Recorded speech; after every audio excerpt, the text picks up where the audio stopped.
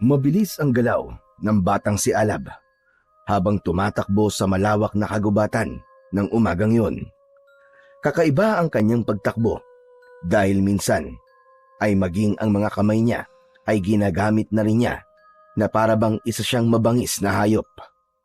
Ang kanyang balat ay kayumanggi na dulot ng madalas niyang pagbibilad sa matinding sikat ng araw.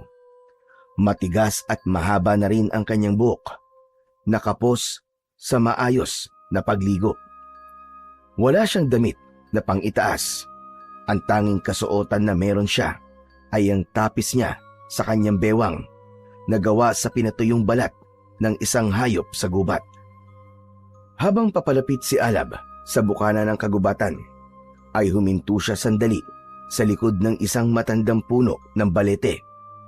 Malapit na siya sa paborito niyang lugar, ang lugar kung saan malaya niyang napagmamasdan ang baryo na katabi lang ng kagubatan kung saan siya nakatira at lumaki. Nagpatuloy sa pagtakbo si Alab hanggang sa makarating na siya sa malaking bato. Nagtago siya sa likod nun at mula roon ay nakita niya ang baryo na madalas niyang panoorin. Hindi na niya mabilang kung ilang beses na niyang nakita ang naturang baryo, pero palagi pa rin siyang namamanga sa tuwing nakikita niya yon. Nakita ni Alab ang mga bahay na yari sa kahoy at pawid, mga usok na paakyat sa langit mula sa mga kalan ng mga tao, mga nilalang na may kilos at anyong tulad niya. Ang galing! Nakakamangha talagang pagmasdan ng mga tao. Kawangis ko sila. Natuto si Alab na magsalita sa pakikinig sa mga tao sa baryo na yon. Tuwing umaga, palihim siyang lalapit sa gilid ng baryo at makikinig sa usapan ng mga tao. Mabilis kumuha ng mga impormasyon ang kanyang utak, kaya hindi siya nahirapan na matutunan ang ibig sabihin ng mga sinasabi ng tao. Inulit-ulit niya ang mga salitang naririnig. Sa loob ng maraming taon ay sa ganung paraan niya pinanday ang kanyang pagsasalita. Walang alaala si Alab kung paano siya napunta sa kagubatan. Ang tanging kwento na paulit-ulit na ikinikwento sa kanya ng dambuhalang ahas na nagpalaki sa kanya na tinatawag naman niyang ina. Natagpuan daw siya nito nung sanggol pa lamang siya sa gitna ng kagubatan. Sa tabi niya ay may mga kahoy na may apoy at doon nagmula ang pangalan niyang Alab. Si ina o ang dambuhalang ahas na ang nag-alaga at nagpalaki kay Alab simula noon. Ito ang nagturo sa kanya kung paano mabuhay sa kagubatan. Kahit hindi ito isang tao na gaya niya, ay nagawa pa rin itong maging isang nanay para kay Alab. Bumalik sa baryo ang atensyon ni Alab. Sa umagang yon ay marami siyang nakita. May isang babae na may bitbit na sanggol at pinapaypayan ito habang naglalakad. May tindero ng tinapa na sumisigaw sa kalsada. May isang matandang lalaki na nagpapastol ng kambing. Kung sa iba ay normal lang yon, ngunit para kay Alab ay pambihira na ang mga ganong tagpo. Ilang minuto lamang na tumigil doon si Alab bago siya nagdesisyon na bumalik na sa kagubatan. Mabilis siyang tumakbo pabalik sa masukal na daan ng kagubatan. Tila hayop kung gumalaw ang kanyang katawan. Kailangan ko na makabalik sa aming tahanan bago pa malaman ni ina na nagtungo ako sa bukanan ng gubat. Alam ni Alab na hindi siya dapat napapadpad sa bukanan ng gubat. Paulit-ulit na pinapaalala sa kanya ng dambuhalang ahas na huwag siyang lalapit sa mga tao. Ngunit sadyang malakas ang hatak ng baryo sa kanya at hindi niya kayang pigilan ang sarili na magtungo roon upang makakita ng mga taong kagaya niya. Habang tumatalon-talon si Alab mula sa isang bato patungo sa isang ugat, ay bigla na lamang may malamig at matigas na bagay na pumulupot sa kanyang paa. Napasinghap siya at bago pa siya makapalag ay itinaas na siya nun at patiwarik siyang bumitin. Nanlaki ang mga mata ni Alab. nang makita niya ang dambuhalang ahas. Lumitaw yon mula sa isang puno na parabang kanina pa yon nag-aabang sa kanya. Kulay itim ang balat nito na may halong berde. Tumapat ang mukha ng ahas sa mukha ni Alab. Ano tong ginagawa nyo? Ibaba mo ko! Hindi nagsasalita si ina, kagaya ng isang tao. Ngunit naiintindihan ni Alab sa utak niya ang nais iparating ng dambuhalang ahas dahil sa mula sa sanggol ito ay ito na ang kanyang kasama. Saan ka ba nanggaling, Alab? Magsabi ka sa akin ng katotohanan. Naghanap lang po ako ng makakain. Hindi agad sumagot si ina. Tinitigan nito ang mga mata niya habang lumalabas-labas pa ang dila nito na parabang inaalam nito kung nagsasabi siya ng totoo o hindi. Nakita kita. Napapunta ka sa bukana ng kagubatan. Napakurap si Alab. Wala siyang naisagot. Bigla na lang pinakawalan ni ina ang paa ni Alab at bumagsak siya sa lupa. Napaigik naman si Alab nang unang tumama ang ulo niya pero agad siyang tumayo. Hindi ba't paulit-ulit ko nang sinasabi sa iyo na huwag kang magtutungo roon? Bakit ba napakatigas ng iyong ulo, Alab? Kapag may nakakita sa iyo na tao, ay sasaktan ka lang nila. O baka nga, patayin ka pa nila. Ako po ay nag-iingat naman, ina. Sinisiguro ko po na wala pong makakakita sa akin. Kaya hindi ka po dapat mag-alala. Hindi mo alam ang maaaring mangyari. Hindi mo pa nauunawaan ang mundo ng mga tao. At ayaw kong mapahamak ka.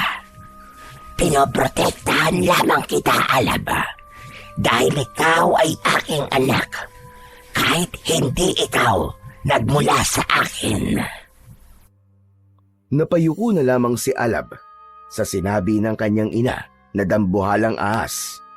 Alam niyang may dahilan ito kung bakit siya nito pinagbabawalan na magtungo malapit sa baryo. Ngunit sa tingin niya ay wala naman itong dapat ikatakot kahit may taong makakita sa kanya. Wala siyang nararamdaman na panganib sa mga tao sa baryo na yon.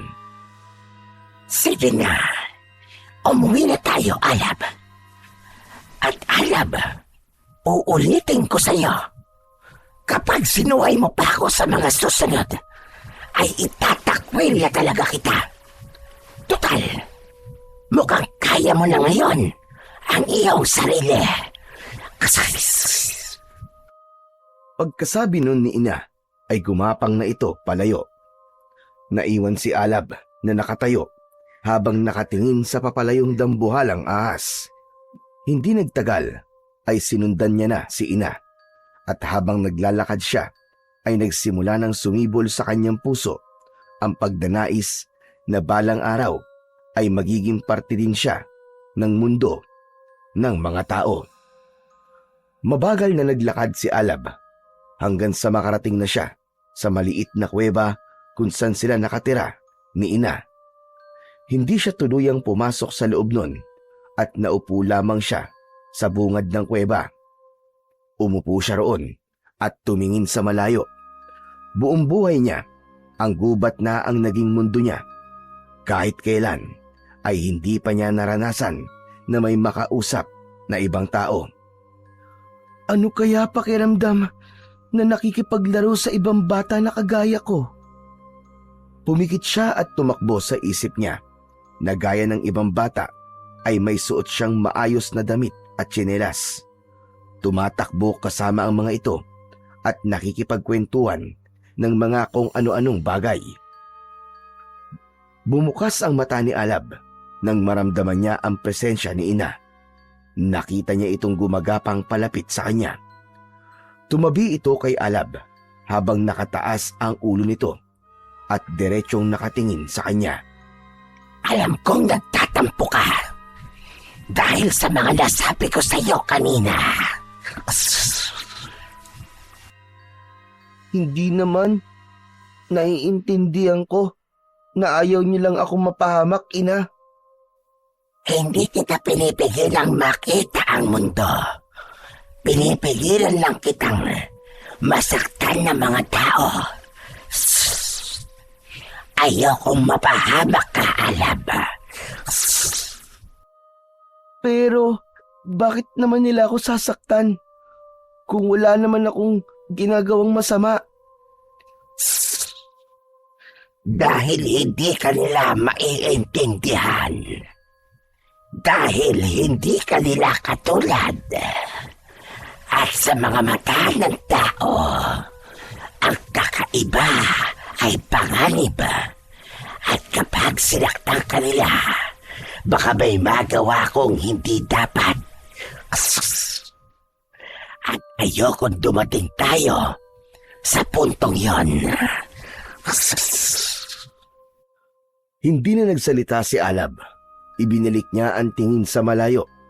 Maya-maya ay nagpaalam sa kanya ang dambuhalang ahas dahil anito ay maghahanap pa ito ng pagkain. Matapos yun ay gumapang na si ina palayo kay Alab. Kung hindi ako kabilang sa mundo ng tao at hindi rin ako ganap na bahagi ng mundo ng mga hayop dito sa gubat, saan ako nababagay?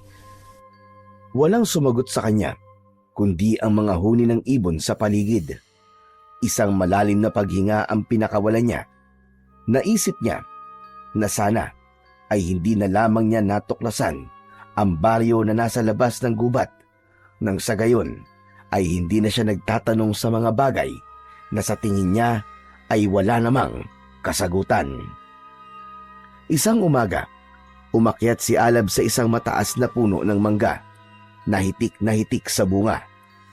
Umupo siya sa matibay na sanga at inabot ang isang hinog na bunga ng mangga at agad niya yung kinagatan.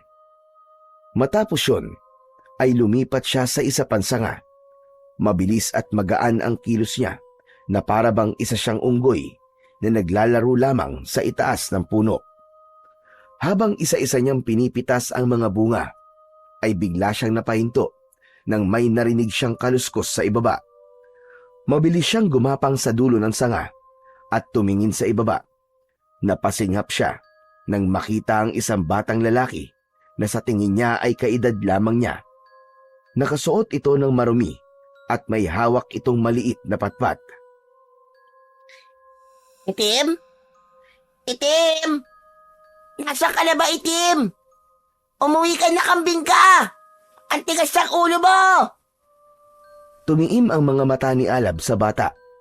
Sa unang pagkakataon, ay noon lang siya nakakita ng tao ng ganun kalapit. Pinag-aralan niya ang itsura ng bata. Mas mapusyaw ang kulay ng balat nito kumpara sa kanya. Itim! Itim, mali ka na! Huwag ka na magtago! Itim! Nanatiling tahimik si Alab sa itaas ng puno ng mangga habang sinusundan ng tingin ang batang lalaki. Nang tumayo ang batang lalaki sa ilalim ng punong kinaroroonan niya, ay isang pilyong ngiti ang gumuhit sa kanyang labi. Dahan-dahan siyang kumuha ng maliit na bunga ng mangga at ibinato niya yon sa batang lalaki na nasa ibaba. Tumama naman yon sa ibabaw ng ulo ng bata. Mabilis na nagtago si Alab sa makapal na dahon bago siya makita nito. Tumingala ang bata habang nagkakamot ng ulo. Bakas sa mukha nito ang pagtataka.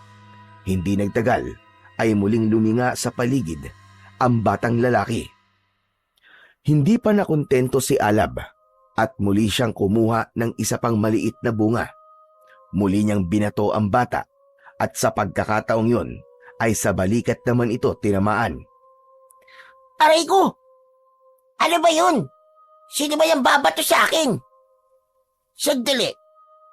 Hindi kaya pinaglalaroan ako ng mga engkanto? Naku po! Matapos yun, ay malaki ang mga hakbang na naglakad palayo ang bata. Naramdaman ni Alab ang takot nito, kaya hindi niya napigilan ang mapahagalpak ng tawa. Ang saya palang paglaruan ng mga tao. Nakakatawa sila. Tumuon ang pansin ni Alab sa batang naglalakad palayo. Hindi niya maintindihan, ngunit tila may boses sa loob ng utak niya ang nag-uutos sa kanya na sundan niya ang batang lalaki. Mabilis siyang bumaba ng puno at maingat ang bawat takbang na sinundan niya ang bata. Biyasa na siya sa ganong taktika ng paglalakad dahil yun ang madalas niyang gawin sa tuwing nanguhuli siya ng baboy ramo sa gitna ng gubat. Sinundan ni Alab ang bata mula sa medyo malayong distansya. Hindi siya makalapit dito dahil naalala niya ang sinabi ni ina na sasaktan o papatayin siya ng mga tao kapag nakita siya ng mga ito. Maya-maya pa ay huminto ang batang lalaki. Luminga ito at muling sumigaw. Itim! Itim, ano ba? Magpakita ka na, Itim! Hindi naman ikaw mapapagalitan kundi ako kapag hindi ka kasamang umuwi sa bahay Napakunot ang noo ni Alab. Hindi niya alam kung sino o ano ang itim na tinatawag ng bata, pero alam niya na may hinahanap ito. Nang muling maglakad ang bata, ay sinundan pa rin ito ni Alab. Ngunit makalipas ang ilang sandali, ay napahinto ang bata. Nalaman niya na may isang may kalakihang baboy ramo ang nasa harapan nito. Naglalaway ang baboy ramo at sa itsura nun ay alam na kagad ni Alab na nais nitong atakihin ang bata. Nya! Lumayo ka sa akin! Matapang ako! Sige ka! Kayang-kaya kitang suntukin sa muka! Sa kabila ng mga sinabi ng bata, ay naramdaman pa rin ni Alab ang takot dito. Biglang sumugod ang baboy ramo sa bata. Napaatras ang batang lalaki, pero natapakan nito ang isang bato na naging dahilan para matumba ito at mapaupo sa lupa. Malakas itong napasigaw sa labis na takot. Hindi na nagdalawang isip pa si Alab at lumabas na siya sa kanyang pinagtataguan. Tumakbo siya at lumundag. Iniharang niya ang sarili niya sa bata. Ibinuka niya ang kanyang mga braso at mga kamay at umangil siya na parang isang mabangis na hayop. Tila nasindak naman ang baboy ramo sa ginawa niya. Huminto ito sa pagsugod at tila nagkaroon ito ng alinlangan. Malakas na ipinadyak ni Alab ang kanyang mga paa sa lupa habang patuloy siya sa pag-angil. Hanggang sa umatras na nga ang baboy ramo at tumakbo palayo. Nang makasiguro siya na wala na ang baboy ramo, ay saka siya humarap sa batang lalaki. Nakita niya ang hilakbot sa mukha nito at nagulat siya nang biglang sumigaw ng napakalakas ang batang lalaki. Pakiramdam ni Alab ay nabulabog ang lahat ng hayop sa gubat sa lakas ng sigaw ng bata. Mabilis na lumapit si Alab sa bata. Gamit ang kanyang kamay ay tinakpan niya ang bibig nito. Wag! Wag ka sigaw! Tao rin ako gaya mo! Humalag ang bata at inalis nito ang kamay ni Alab sa bibig niya. Uy! Ang baho naman ng kamay mo! Amoy ekes ng baboy!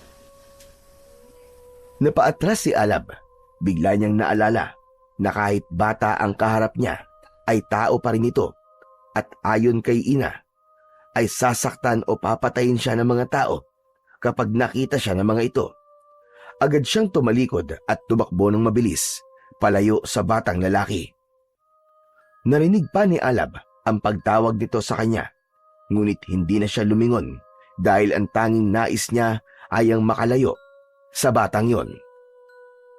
Samantala, sa baryo na nasa tabi ng malawak na kagubatan, ay naglalakad ang batang si Elmo habang hawak ang tali ng kambing na si Itim, na sa wakas ay natagpuan na rin niya sa gubat. Kanina kasi, habang pinapakain niya ito, ay hindi niya namalayan na maluwag pala ang pagkakatali nun sa puno, kaya nakawala ito at tumakbo papunta sa gubat. Nakatulala si Elmo at hindi niya pa rin maproseso ang nangyari sa gubat. Isang marumi at isang batang lalaki na mukhang taong gubat ang nakita niya roon. Pagdating ni Elmo sa kubo nila, ay sakto na lumabas ang kanyang lolo Marsing. Payat ito at puro puti na ang buhok. Simula nang mamatay ang mga magulang niya, ay ito na ang nag-alaga sa kanya. Ang pagiging kilalang albularyo nito sa lugar nila, ang bumubuhay sa kanila. Abay, mabuti naman at nahanap mo pa si Itim. Akala ko nilapa na yan kung anong mabangis na hayop sa gubat. Kaya nga po, Lolo Nakita ko po siya malapit po doon sa may sapa. Doon siya kumakain ng damo. Hala, sige, itali mo na yan sa likod at siguraduhin mo maigpit ang pagkakatali mo, ha? Alam mo naman, nang hilig-hilig niyan tumakas at magpunta sa kung saan-saan. Tumango si Elmo at inakay si Itim papunta sa likod ng kubo. Itinali niya ito sa puno ng mangga. Sa kanyang paglalakad, pabalik papasok sa bahay, napahinto siya saglit. Muling sumagi sa isip niya ang mukha ng batang nakita niya sa gubat na may maruming mga kamay, maitim na balat at mata na parang napakalalim kung tumingin. Pagpasok ni Elmo sa loob ng kubo, ay kumuha siya ng baso at uminom ng malamig na tubig mula sa tapayan. Si Lolo Marsing naman ay abala sa pag-aayos ng kanilang tanghalian. Inihain ito ang niluto nitong tinolang manok na may papaya at dahon ng sili. Amoy pa lang nun ay nakaramdam na si Elmo ng gutom. Habang kumakain sila, ay hindi na napigilan pa ni Elmo ang magtanong. Lolo, may tanong lang po ako. Meron po bang nakatira sa gubat? Aba, siyempre meron. Mga hayop, mga baboy ramo, bayawak, at kadalasan, mga ahas.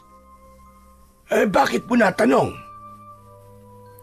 Ang ibig ko po sabihin, Lo, ay kung meron po bang nakatirang tao doon. Ba, imposible yun. Walang matinong taong titira sa gubat. Sabi ng matatanda, maraming engkanto at lamang lupa roon. Kaya nga, bihira ang pumapasok doon. At baka mamaligno. Hindi ba si Kaloy, natatandaan mo, na nangahoy doon sa gubat, ay hindi na nakabalik? Ang sabi, pinakain daw yun ng itim na bigas ng mga engkanto at doon na siya nakatira sa mundo ng mga engkanto ngayon. Napayuko si Elmo at nagpatuloy sa pagkain. Gusto pa sana niyang sabihin ang batang nakita niya at kung paano siya nito iniligtas sa isang mabangis na baboy ramo. Pero pinili niyang wag na lang yun sabihin sa lolo niya at baka hindi rin siya nito paniwalaan. Tahimik na nagpatuloy sa pagkain si Elmo habang nasa isipan pa rin niya ang imahe ng batang lalaki na nakita niya sa gubat kanina.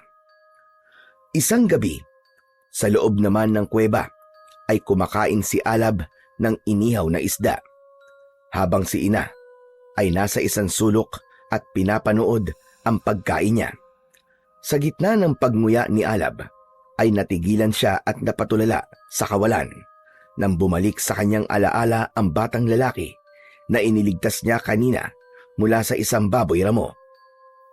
Parang may iniisip ka, Alab. Ano't natigilan ka sa iyong pagkain? Shhh! Baka nagpunta ka na naman sa bukana ng kagubatan. Sinasabi ko sa iyo na walang magandang maidudulot sa iyo ang paglapit mo sa lugar ng mga tao. Shhh! Hindi po. Hindi po ako nagpunta ron, Ina. Napagod lang po ako sa maghapon na pakikipaglaro ko sa mga buhaya sa ilog. Sa susunod ay sa mga ibon na lang po ako makikipaglaro. Masyadong malakas po pala mga buhaya para sa akin. Shhh! Bakit kasi sa dinami-rami ng hayop dito sa gubat ay sa mga buhaya ka pa nakipaglaro? Kasi po, sila lang po ang may gustong makipaglaro sa akin eh. Yung iba po kasi, ayaw sa akin dahil isa po akong tao. Hindi raw po ako nararapat dito sa kagubatan. Tumingin lamang si Ina kay Alab at hindi ito nagsalita na parang sinusuri kung nagsasabi ba siya ng totoo o hindi. Ipinagpatuloy na lamang ni Alab ang pagkain upang hindi makahalata ang dambuhalang ahas na meron siya ritong itinatago. Habang ngumunguya ay hindi pa rin niya maalis sa isipan ang batang lalaki na nakita niya. Magaan ang pakiramdam niya sa batang yon at sa kaibuturan ng kanyang puso ay parang nais niya na makita ulit ito at maging kaibigan. Maaliwalas ang umaga na yon sa kagubatan habang naglalakad si Alab. Wala siyang balak na makipaglaro sa ibang hayop o kaya naman ay maghanap ng pagkain. Ang nais lang niyan ng mga sandaling yon ay makapag-isip dahil hindi pa rin mawala-wala sa isip niya ang batang lalaking iniligtas niya. Nakakaramdam din siya ng usig ng konsensya dahil sa pagsisinungaling na ginawa niya kay ina. Sa gitna ng paglalakad ni Alab ay bigla siyang napahinto nang makarinig siya ng mga yabag na papalapit. Alam niya kagad na yabag yon ng paa ng isang tao. Kaya agad siyang tumalon at nagtago sa likod ng isang makapal na halaman. Mula roon ay marahan siyang sumilip at doon niya nakita ang batang iniligtas niya mula sa baboy ramo. Ilang araw pa lamang ang nakalilipas. Gaya ng una ay palingalinga ito na parang meron na namang hinahanap. Batang gubat? Batang gubat! Nariyan ka ba? Huwag kang matakot! Hindi kita sasaktan! Dinalan pa nga kita ng chocolate eh! May hawak ang bata na isang maliit na bagay. Napatingin si Alab sa hawak ng bata at napakunot ang noo niya dahil noon lang siya nakakita ng ganon. Pero naaamoy niya ang matamis nung amoy. Habang papalapit ang bata sa pinagtataguan ni Alab, ay nagkaroon siya ng kagustuhan na malaman kung ano ang hawak nito. Kaya't nagdesisyon siyang lumabas na sa pinagtataguan. Muntik nang mapasigaw ang batang lalaki nang makita siya. Bahagya itong napaatras, pero agad ding huminto at nag-aalangang ngumiti. Tahimik lang si Alab ng mga sandaling yon na nakatingin sa batang lalaki. Maya-maya pa ay inabot ng bata kay Alab ang hawak nito. Bata, heto, para sa'yo. Gusto kong bumawi sa pagliligtas mo sa akin nung nakaraang araw. Lumingon-lingon muna si Alab sa paligid upang tiyakin na wala roon si ina. Humakbang siya papalapit sa bata at inamoy muna niya ang ibinibigay ng batang lalaki. Sa kanya yon hinablot mula rito. Pagkakuha niya nun, ay humakbang siya paatras. Umupo siya sa tabi ng isang puno at inamoy-amoy ang hawak niya. Dahil naramdaman niya na wala namang lason ang bagay na yon, kaya naman kinagat niya na yon. Nagtataka siya nang tumawa ang batang lalaki. Lumapit ito sa kanya. Ano ka ba? Meron pa kasing balot yan. Akin na nga muna at tatanggalin ko para makain mo na yan. Kinuha ng batang lalaki ang hawak ni Alab. Binuksan nito yun at inabot sa kanya ang laman. Oh, ayan. Wala nang balot. Pwede mo nang kainin yan. Walang alinlangan na kinuha ulit yun ni Alab at dun niya na yun tuluyang kinain. Namangha siya sa lasa dahil napakatamis nun. Mas matamis pa yun sa mga prutas na nakakain niya sa kagubatan. Mabilis siyang naubos ni Alab at tumingin siya sa batang lalaki na parabang nais niya itong tanungin kung meron pa ito ng pagkain na ibinigay nito sa kanya. Nagustuhan mo ba? Sa bagay, mukhang nagustuhan mo nga kasi naubos mo kaagad eh. Oo, nagustuhan ko. Masarap, matamis. Chocolate ang tawag dyan. Masarap talaga yan, syempre. Ano? Chocolate? Marunong ka palang magsalita? Oo, natuto ko sa pakikinig sa mga tao sa baryo. Teka, ano nga pala ang pangalan mo? Ako ang pangalan ko, Elmo. Inilahad ni Elmo ang isang kamay nito kay Alab. Tumingin lang si Alab sa kamay nito dahil hindi niya alam kung bakit nito yon ginawa. Inilapit niya ang ilong niya sa kamay ni Elmo at bigla niya yung kinagat. Aray! Hala, bakit mo ako kinagat? Ano ba dapat kong gawin sa kamay mo? Hindi mo dapat kinakagat ang kamay. Gusto ko lang naman makipag-shakean sa'yo eh. Napakunot ang noo ni Alab. Hindi pa rin niya lubos maunawaan ang ibig sabihin ni Elmo. Kinuha ni Elmo ang kamay ni Alab at hinawakan nito yon gamit ang isa nitong kamay. Napangiti si Alab nang marahang iginalaw ng taas baba ni Elmo ang mga kamay nila. Ganito, shake hands. Ganyan namin binabati ang bagong kaibigan. Ano na nga pala ulit ang pangalan mo? Alab. Ako si Alab. Alab? Parang apoy ah. Ang astig naman ang pangalan mo, Alab. Napatingin si Alab sa kamay ni Elmo na magkahawak. Mas lalong lumaki ang ngiti ni Alab at sa oras na yon ay napagtanto niyang mali si ina tungkol sa mga tao. Wala siyang panganib na nararamdaman kay Elmo. Bagkus ay napakagaan pa nga ng kanyang pakiramdam sa batang yon. Simula ng araw na yon ay naging mas masaya na ang buhay ni Alab sa gubat dahil halos araw-araw na siyang pinupuntahan doon ni Elmo. Sa tuwing naririnig ni Alab ang pagtawag sa kanya ni Elmo, ay agad siyang lumalabas ng may ngiti. Tinuruan ni Elmo si Alab na maglaro. Nagsimula sila sa habulan at umiikot-ikot sila sa mga puno habang nagtatawanan. Si Alab, na mas mabilis dahil sa kanyang matalas na pakiramdam at kasanayan sa kagubatan, ay palaging nananalo. Pagkatapos ng habulan, ay naglaro naman sila ng tagu-taguan. Si Elmo ay mahilig magtago sa likod ng puno o kaya ay sa mga makakapal na halaman. Si Alab naman ay ginagamit ang talas ng kanyang pandinig at pangamoy, kaya lagi niyang natutuntun si Elmo.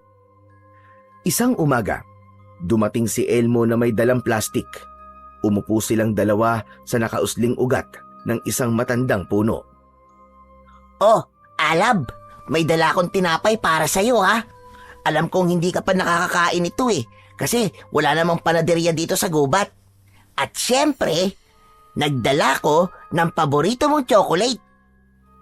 Chocolate? Oo, paborito ko nga yan. Oo, chocolate uli. Alam kong yan ang paborito mo eh. Pero wag kang masyadong matakaw dyan ha. Kasi mabubulok ang ngipin mo. Agad na kinuha ni Alab ang mga pagkain na dala ni Elmo para sa kanya. Inuna niya ang tsokolate na talagang nagustuhan na niya ang lasa. Habang kumakain siya, ay tahimik lang siyang pinapanood ni Elmo. Hanggang sa sandaling yon, ay hindi pa rin makapaniwala si Alab na meron na siyang kaibigan na isang tao.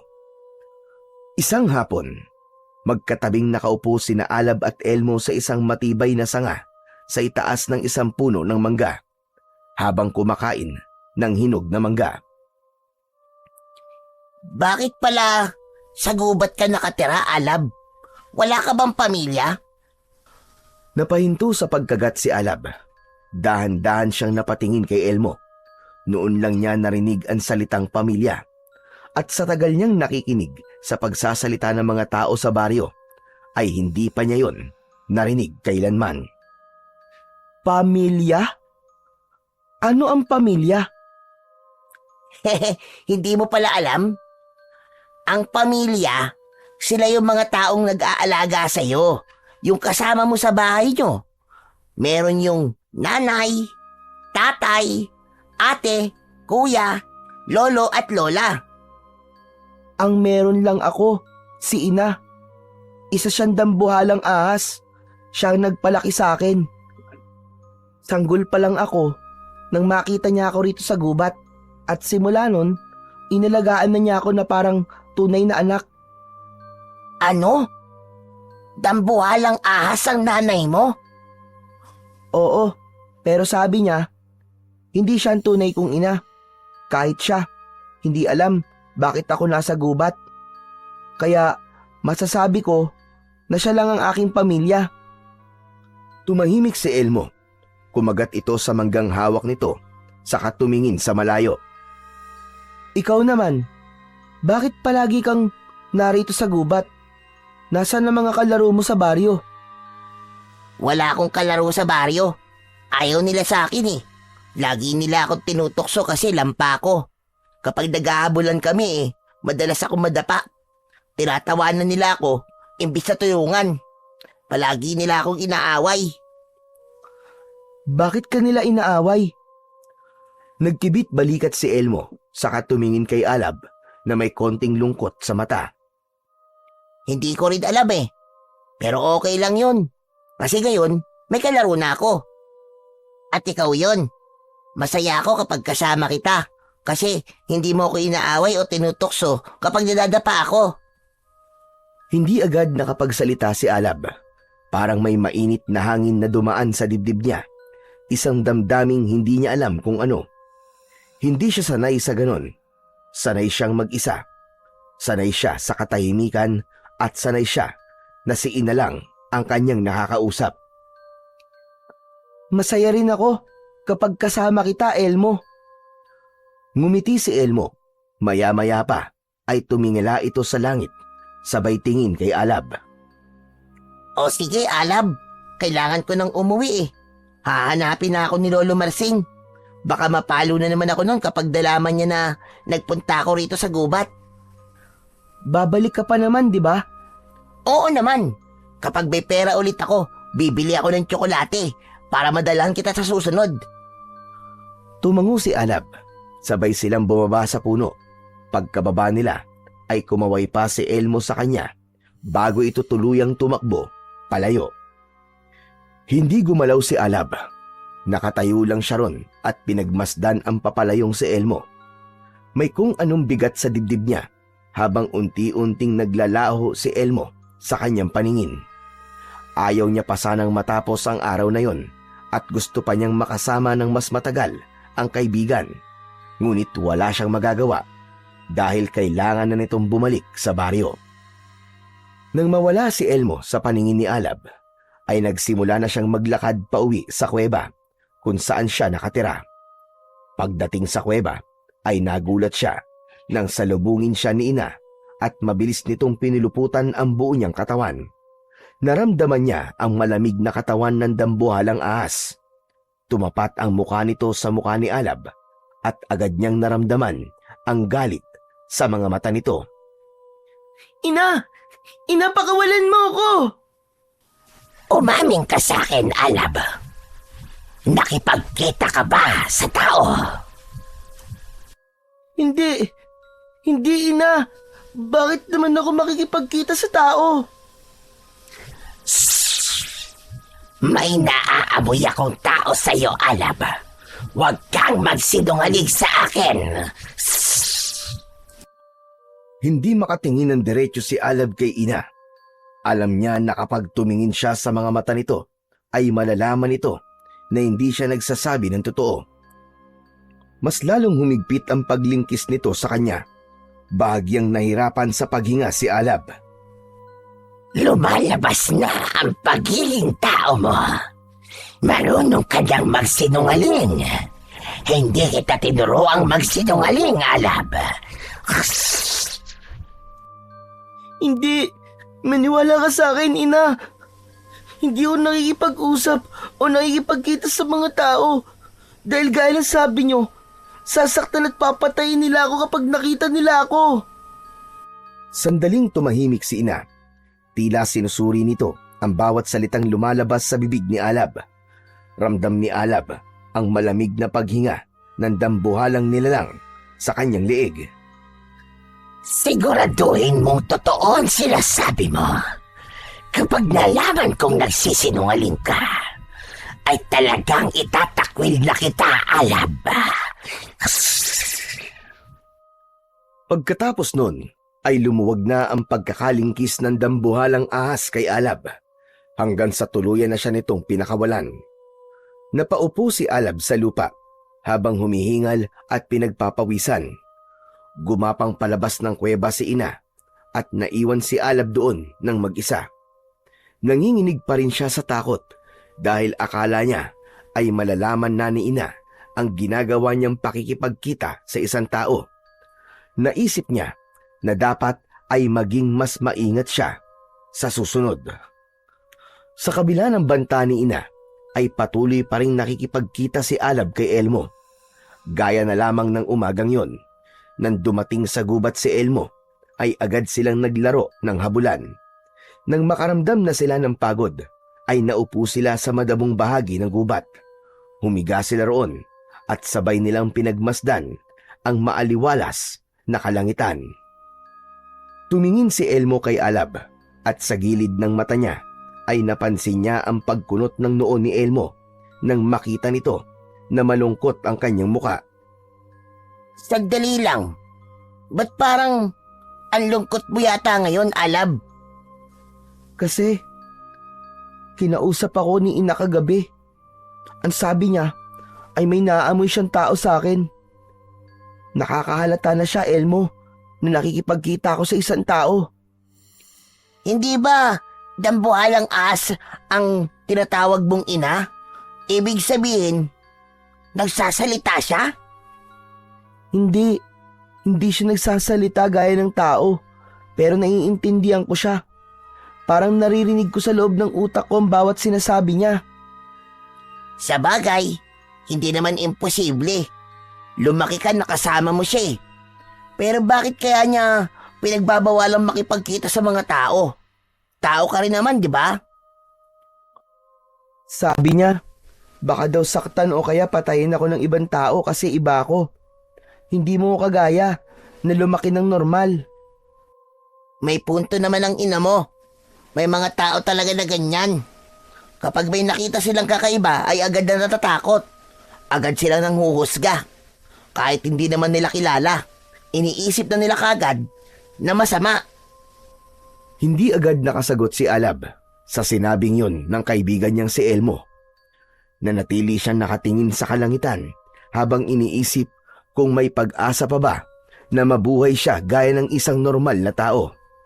Simula kasi nang makilala niya si Elmo, ay mas lalong sumidhi ang kagustuhan niyang makaalis sa gubat. Pero natatakot siya kung meron bang tatanggap sa kanya bukod kay Elmo sa mundo sa labas ng kagubatan kung saan siya lumaki at nagkaisip. Sa gitna ng pag-uusap ng dalawa ay nagimbal si Alab nang makita niya si ina na gumagapang palapit sa kanila. Malakas na napasigaw si Elmo nang makita ang dambuhalang ahas. Sabay silang napatayo. Tatakbo pa sana si Elmo, ngunit mas mabilis ang paggapang ng dambuhalang ahas sa damuhan at nagawa nitong paluputan at lingkisin si Elmo. Ah! Alab!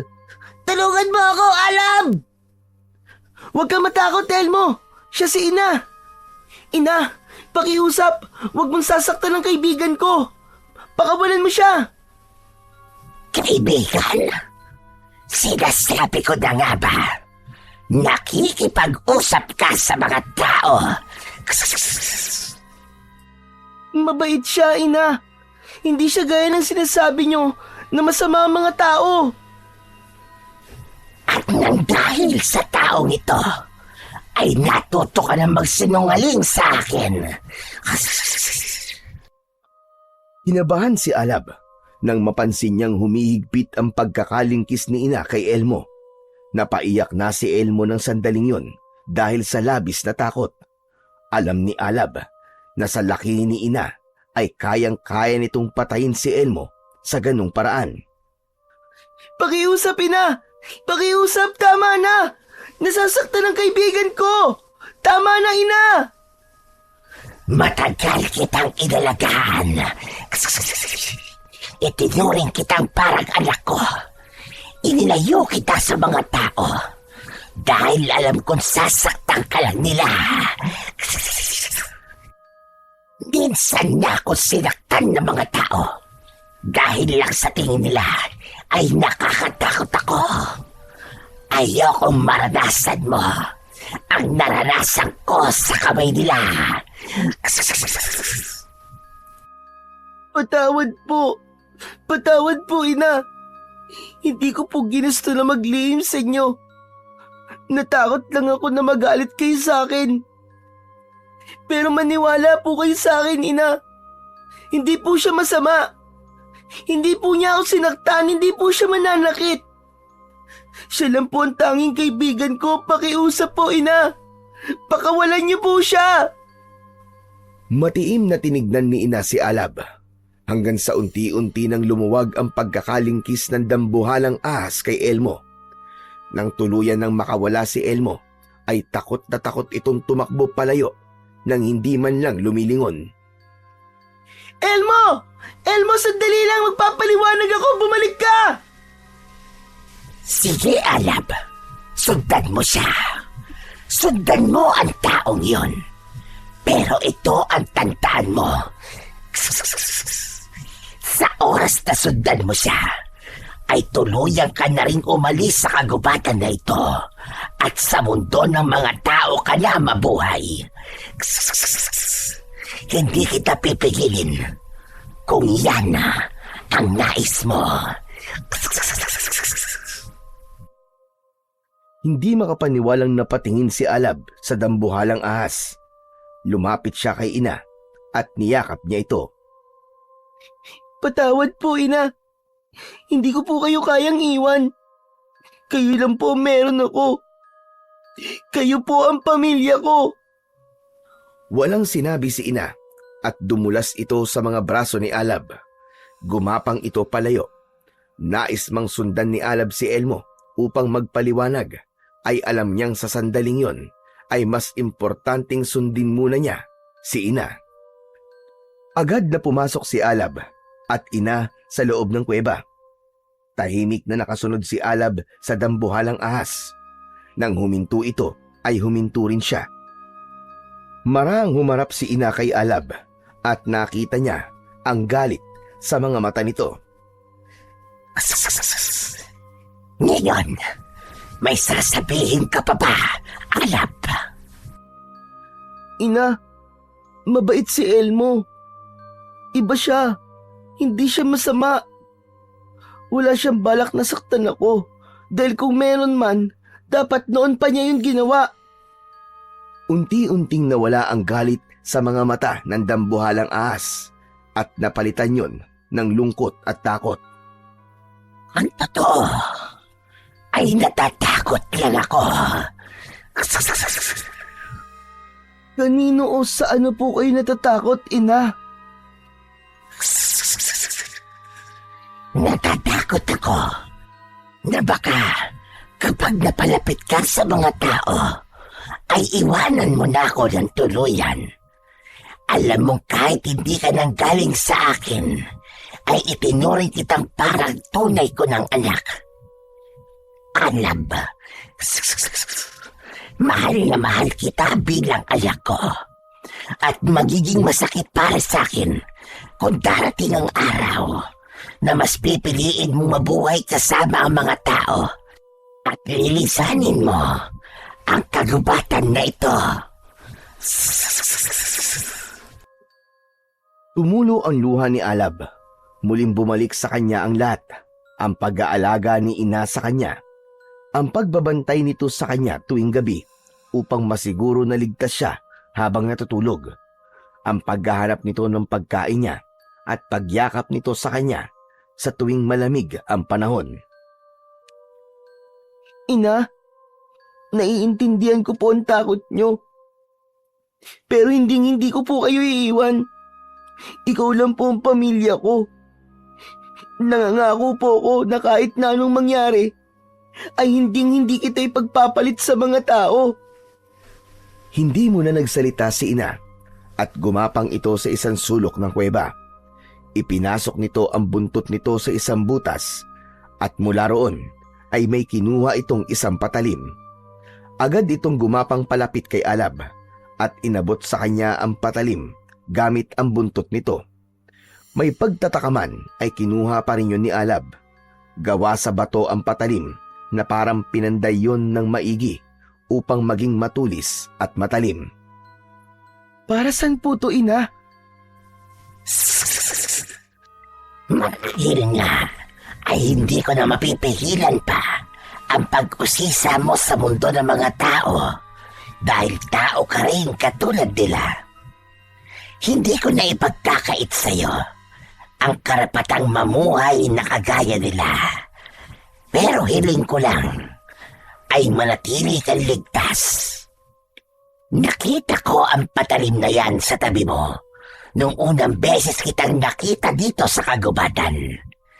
Palagi mo yang dalhin upang sa panahong kailangan mo nang ipagtanggol ang sarili mo ay meron kang sandatang magagamit. Maraming salamat po, ina. Hindi ko po kayo bibiguin. Hindi ko po hahayaan na may mangyaring masama sa akin. Yan lang naman ang aking nais. Ayokong may manakit sa'yo, Alab. Simula ngayon, malaya ka nang makakalabas sa kagubatan na ito upang magtungo sa baryo o kung saang man lugar na iyong nanaisin. Basta, ipangako mo lang na babalikan mo pa rin ako rito. Isang matamis na ngiti ang sumilay sa labi ni Alab at mahigpit niyang niyakap ang dambuhalang ahas. Hindi niya akalain na sa araw din na yon ay hahayaan na siya nito na makisalamuha sa ibang mga tao. Simula nang ibigay kay Alab ni ina ang patalim na yari sa bato, ay hindi na yon nawalay sa kanya. Sa unang pagkakataon ay nakaramdam siya ng totoong kalayaan dahil sa wakas ay may pahintulot na siya mula kay ina na lumabas ng kagubatan. Ngunit habang lumilipas ang mga araw, unti-unting napalitan ng lungkot ang saya sa puso ni Alab dahil ilang araw na siyang nagpapabalik-balik sa lugar sa gubat kung saan sila nagkikita ni Elmo, pero hindi na muling nagtungo roon ang kanyang kaibigan. Napaisip si Alab na baka labis na natakot si Elmo kay ina dahil sa nangyari nung unang beses na nagkita ang dalawa. May pagkakataong naisip niyang puntahan si Elmo sa baryo pero hindi niya magawa. Kahit malaya na siya, hindi pa rin niya kayang ipakita ang sarili sa ibang tao. May takot pa rin siyang nararamdaman na baka matakot ang mga tao sa kanya dahil iba ang itsura niya sa mga ito. Hanggang sa isang hapon, nagkaroon na si Alab ng lakas ng loob na magtungo sa bukana ng gubat. Nakasabit sa kanyang bewang ang patalim na ibinigay ni ina. Sa bawat takbang niya papalapit sa bukana ng gubat, ay umasa siyang muli niyang masisilayan ang kaibigang matagal na niyang hindi nakikita. Huminto siya sa likod ng isang malaking bato, kung saan mula roon ay tanaw niya ang buong baryo. Matyagang naghintay si Alab sa likod ng bato. Umasa siya na anumang sandali ay makikita niya si Elmo mula roon. Tila dininig naman ng langit ang dasal niya dahil hindi nga nagtagal ay nakita niya si Elmo na naglalakad at walang kasama. Lumabas si Alab sa likod ng bato at paulit-ulit na kumuway kay Elmo. Nang makita siya nito, ay agad itong lumapit sa kanya. Mabilis namang pumasok sa kagubatan si Alab dahil natatakot pa rin siyang may ibang taong makakita sa kanya. Maya-maya pa ay huminto siya at humarap kay Elmo. Sa wakas, nagkita rin tayo muli, Elmo. Alam mo bang pinayagan na ako ni ina na makipagkita sa'yo? Pasensya ka na rin pala kung nilingkis ka niya nung unang nagkita kayo. Wala yun, Alab. Ang importante naman buhay pa rin ako. Saka, masaya ako na binigyan ka na ni ina ng kalayaan. Pero bakit hindi ka na bumalik dito sa gubat? Natakot ka ba dahil kay ina? Isa yun sa dahilan. Pero, meron pang isang dahilan. Ano ba yung isang dahilan? Alam mo kasi, Alab, may mga aswang na sumasalakay sa baryo namin. Kaya pinagbabawalan na ako ni Lolo Marsing na lumabas kahit sa umaga. Marami na silang napatay, Alab. Halos gabi-gabi silang nagpupunta sa baryo para lang mambiktima ng mga tao. Aswang? Ano ba yung aswang? Isa ba yung mabangis na hayop? Hindi, Alab. Hindi sila hayop. Pero hindi rin sila tulad dating tao. Kakaiba sila. Malalakas at mabibilis sila. Sa umaga, normal na tao ang itsura nila. Pero pagsapit ng gabi, ay kaya nilang magpalit ng anyo. Para silang mga halimaw, Alab. At ang pagkain nila ay tayong mga tao. Ha? Bakit hindi nilang labanan ng mga tao ang mga aswang? Madali lang sabihin yan, Alab. Pero napakahirap gawin. Tulad na sinabi ko, malalakas sa mga aswang, Alab. Mas malakas kesa sa mga tao. Kaya takot na mga tao sa kanila. Kaya ang magagawa lang namin ay yung magtago sa gabi. Dahil tuwing gabi lang naman sila umaatake. Sumulyap si Elmo sa direksyon ng baryo. Bakas sa mukha nito ang labis na pag-aalala. O sige, Alab. Kailangan ko nang bumalik. Kapag nawala ako ng matagal, baka mapagalitan na naman ako eh. Kapag natigil lang pagsalakay ng mga aswang, ay saka na lang ulit ako makikipagkita at makikipaglaro sa'yo, ha? Hindi na nakasagot pa si Alab sa sinabing yun ng kaibigan niyang si Elmo. Pinanood na lang niya ito habang naglalakad papalayo, pabalik sa baryo. Napansin niyang mas mabigat ang hakbang nito kaysa sa dati. Hindi na iwasan ni Alab ang makaramdam ng kaba at takot para sa maaaring mangyari sa kaibigan niya at sa mga tao sa baryo dahil sa mga aswang na sinasabi nito. Kinagabihan, habang nakahiga si Alab sa nakalatag na mga dahon sa loob ng kuweba, ay hindi siya mapakali. Siya lang ang mag-isa ron dahil si ina ay umalis upang maghanap ng makakain ito.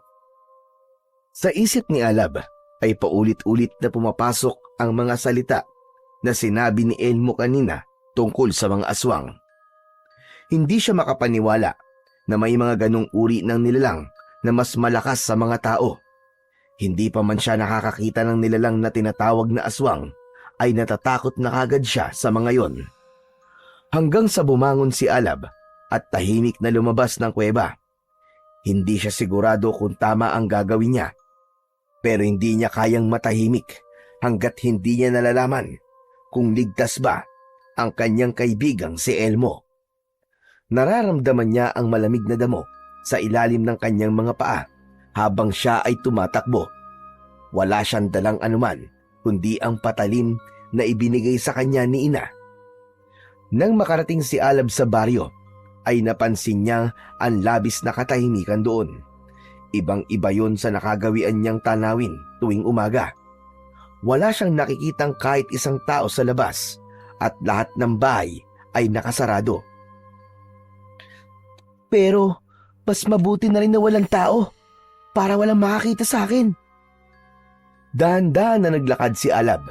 Paminsan-minsan ay nagtatago siya sa likod ng mga puno upang makasiguro na walang makakakita sa kanya. Ang dami palang bahay dito.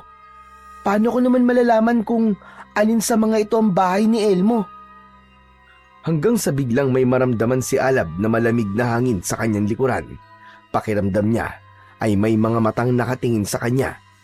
Marahan siyang lumingon at nang hilakbot siya nang makita niya ang isang nilalang na nakatayo ilang di pa lamang ang layo sa kanya. Sa una, para itong isang tao kung titignan, ngunit agad na napansin ni Alab ang mapupula nitong mga mata na parang nagliliyab sa dilim. Ang balat nito ay kulay itim. Ang mga kuko nito ay mahahaba at matutulis na tila tari ng manok. Ganon din ang mga ngipin nito na parang mga lagari sa tulis. Napaatras si Alab at biglang umatake ang nilalang sa kanya. Mabilis ang kilos ng nilalang pero mas mabilis si Alab. Otomatikong gumalaw ang katawan niya at gumulong siya sa kanyang kaliwa. Mabilis siyang tumayo at iniwasan niya ang pagsunggab ng nakakatakot na nilalang sa kanya. Sa pagkakataon na yon, ay inilabas na niya ang patalim na gawa sa bato mula sa kanyang tagiliran. Habang umaatake ang nilalang, ay patuloy lamang sa pag-iwas si Alab. Lahat ng natutunan niyang galaw sa gubat ay ginamit niya upang hindi siya magawang saktan o masugatan ng nilalang na yon. Hanggang sa nagkaroon si Alab ng pagkakataon at nagtagumpay siyang itarak ang patalim sa dibdib ng kanyang kalaban. Napaatras ito habang pumapalaw na parang isang mabangis na hayop. Ngunit muli itong umatake. Naisip ni Alab na salubungin ito at ganun nga ang kanyang ginawa. Tumalon si Alab at itinarak niya ang patalim sa leeg ng nilalang. Muling napaatras ang nilalang habang sapu-sapo ang sugat sa leeg. Hindi nagtagal ay bumagsak ito sa lupa habang patuloy ang pagbulwak ng dugo mula sa sugat nito sa leeg at sa dibdib. Nanginig ang buong katawan ni Alab nang mapagtanto niyang napatay niya ang nilalang na yon. Sa takot niya, ay agad siyang tumakbo pabalik sa kagubatan. Takot na takot siya dahil naisip niya na baka isang tao ang napatay niya at dahil sa kanyang ginawa ay magalit ang mga tao sa kanya at maging si Elmo. Halos magkandara pa si Alab sa pagmamadali sa pagpasok niya sa kuweba. Nagulat siya nang sumalubong sa kanya si Ina. Ina? Nakabalik ka na pala. Kanina pa ako nandito. Pagdating ko ay wala ka. Aalisan na ako ulit para hanapin ka. Saan ka ba nanggaling?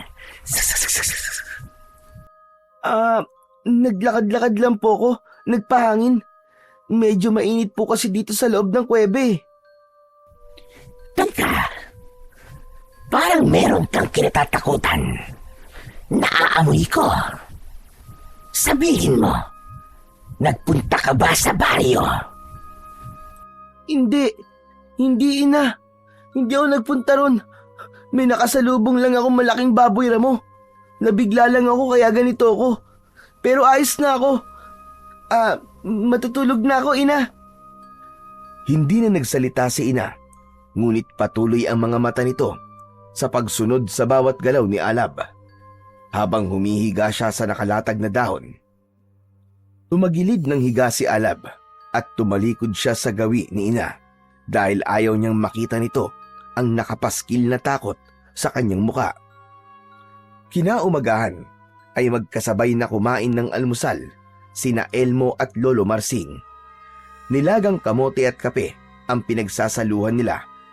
Bakas ang takot sa mukha ni Elmo dahil ilang gabi nang paulit-ulit na sumasalakay ang mga aswang sa baryo nila sa dahilang hindi nila alam. Naputol ang katahimikan nang tumikhim si Lolo Marsing at matapos yun ay nagsalita ito. Siya nga pala, narinig mo na ba ang balita po? May natagpo ang patay na aswang kanina, malapit doon, sa may bukanan ng gubat. Ha? Talaga po, Lolo? Sino raw pong pumatay dun sa aswang? Yun na nga eh. Hindi raw kilala ng mga tao rito. Pero ayon sa mga nakakita, may isang parang batang unggoy na nakipaglaban kagabi sa aswang na yun. Maliit ang katawan, pero maliksi raw kumilos. Matapos daw mapatay ng batang unggoy, yung aswang, ay tumakbo na ito sa gubat. Nanlamig si Elmo at napahinto siya sa pagmuya. Nang marinig niya ang salitang batang parang unggoy, ay isa lang ang pumasok sa isip niya. Walang iba, kundi ang kaibigan niyang si Alab. Mabilis na kumalat sa buong baryo ang balitang yon tungkol sa batang parang unggoy na pumatay sa aswang. Walang ibang bukang bibig ang mga tao, kundi ang bagay na yon. Marami ang natuwa dahil sa wakas ay merong isang tao na hindi natakot na labanan ng isa sa mga aswang na ilang araw nang nagpapalaganap ng takot at kilabot sa baryo ni na Elmo tuwing gabi. Para bang nagkaroon ng panibagong pag-asa ang mga tao dahil sa pangyayaring yon. May ilang haka-haka rin ang mga tao na ang batang parang unggoy ay espiritu ng gubat o isang alagad ng diwata. Ngunit si Elmo ay tahimik lamang. Nakikinig siya sa mga kwento ng iba, pero sa puso't isipan niya ay sigurado siyang kilala niya ang batang tinutukoy nila. Yun ay walang iba kundi si Alab, ang batang parang unggoy na tinutukoy ng mga tao. Payapa ang umaga na yon sa kagubatan, ngunit ang kalooban ni Alab ay hindi. Ilang araw na ang nakakalipas simula nang may mapatay siya sa baryo at patuloy pa rin siyang inuusig ng kanyang konsensya. Kaya upang kahit papano ay kumalma ang kanyang isipan, ay naglakad-lakad siya. Sa gitna ng kanyang paglalakad ay nagulat siya nang may biglang tumapik sa likod niya. Napasigaw pa siya at sa paglingon niya ay nakahinga siya ng maluwag nang makita niya ang kaibigang si Elmo na nakangiti sa kanya. Ikaw pala, Elmo. Pambihira. Akala ko kung ano na eh. Sandali. Hindi na ba sumasalakay ang aswang sa baryo nyo? Kaya ka nakakapunta na rito sa gubat? Sa kasamaang palad, sumasalakay pa rin sila. Pero kailangan ko talagang pumunta rito. Gusto lang sana kitang tanungin tungkol sa isang bagay. Malakas na kumabog ang dibdib ni Alab. Bahagyang nanuyo ang kanyang lalamunan. Agad niyang naisip ang gabi kung saan pumunta siya sa baryo at may napatay siyang isang nilalang. Ano namang itatanong mo sa akin? Sabihin mo, ikaw ba yung batang parang unggoy na nakipaglaban at pumatay doon sa aswang sa baryo namin? May ilang tao kasing nakakita na may nakikipaglaban sa aswang ilang gabi nang nakakaraan. Malakas kasi ang kutob ko na ikaw yun eh. Oo, ako nga yun. Pero hindi ko sinasadya yun, Elmo. Wala akong balak na manakit. Ipinagtanggol ko lang ang sarili ko. Akala ko papatayin niya ako eh.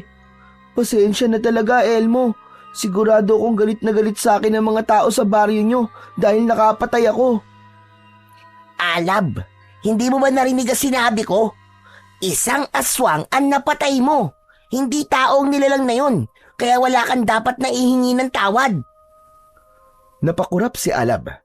Parang may biglang liwanag na lumitaw sa loob ng dibdib niya. Ang totoo nga niyan, Alab, binigyan mo ng pag-asa ang mga tao sa baryo namin. Dahil sa wakas, may lumaban na sa mga aswang. May pumatay sa isa sa mga halimaw na paulit-ulit na nananakot sa amin. At ikaw yun, Alab. Ikaw! Teka, hindi ba galit ang mga tao sa akin? Aba, hindi sila galit sa'yo. Ang totoo nga niyan eh, gusto ka nilang makilala eh. Ang tingin nila sa'yo ay isang bayani. Ano kaya kung sumama ka sa akin sa baryo para makilala ka nila? Umiling si Alab sa sinabi ng kanyang kaibigang si Elmo habang may kaba pa rin sa kanyang mga mata. Hindi, pasensya na, Elmo. Hindi pa ako handa eh. Hindi pa sa ngayon. O sige, naiintindihan ko. Pero Alab, maraming salamat talaga ha. Hindi mo alam kung gaano kalaking bagay ang nagawa mo. Hindi lang para sa akin, kundi para sa aming lahat. Ngumiti si Alab. Isang masarap na pakiramdam ang sumiksik sa kanyang dibdib. Hindi niya akalain na ganun pala kasarap ang tumulong sa kapwa niya tao. Masayang naglakad si Alab pabalik sa kuweba. Kakaiba ang sigla niya matapos niyang malaman kay Elmo ang reaksyon ng mga tao sa pagkakapatay niya sa aswang. Wala na ang bigat sa dibdib niya sapagkat alam niya na natulungan pa niya ang mga tao sa baryo dahil sa kanyang ginawa. Pagdating naman ni Alab sa kuweba ay naroon si Ina na nagpapahinga at mukhang busog na busog. Agad siyang lumapit dito at sandali niya itong niyakap. Bakit parang ang saya mo yata ngayon, anak? May maganda bang nangyari? Meron, Ina. Hindi ka maniniwala sa aking nagawa. Nakapatay ako ng isang aswang sa baryo. Isang aswang, Alab? Alam mo bang malakas at mabangis na halimaw ang mga yon?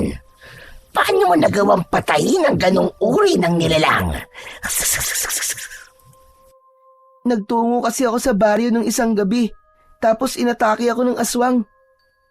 Ina, hindi ba ang sabi nyo, ipagtanggol ko ang sarili ko kapag nasa panganib ako? Ganun ang ginawa ko. Nilabanan ko yung aswang hanggang sa napatay ko siya. Tapos kanina, pinuntahan ako ni Elmo dito sa gubat, yung kaibigan ko. Ang sabi niya ay maraming tao daw sa baryo ang gustong makilala ko. Ang turing daw sa akin ng mga tao sa kanila ay isang bayani. Kung ganon, mukhang makukuha mo na ang pagtanggap ng mga tao na matagal mo nang nais. Hindi ka na mahihirapan na magpakita sa kanila kung isang bayani pala ang tingin nila sa iyo. Napayuko si Alab at sa pag-angat ng kanyang muka ay isang nag-aalalang ngiti ang sumilay sa kanyang labi. Pero hindi pa ako handa na magpakita at magpakilala sa ibang tao, ina. Hindi ko pa kayang humarap sa kanila. At saka, hindi pa tapos ang laban. Patuloy pa rin ang pagsalakay ng mga aswang sa baryo ayon kay Elmo. Kailangan ko pa rin lumaban. Mag-iingat ka, Alab. Huwag kang papadala sa galit o takot. Gumamit ka ng isip at tapang.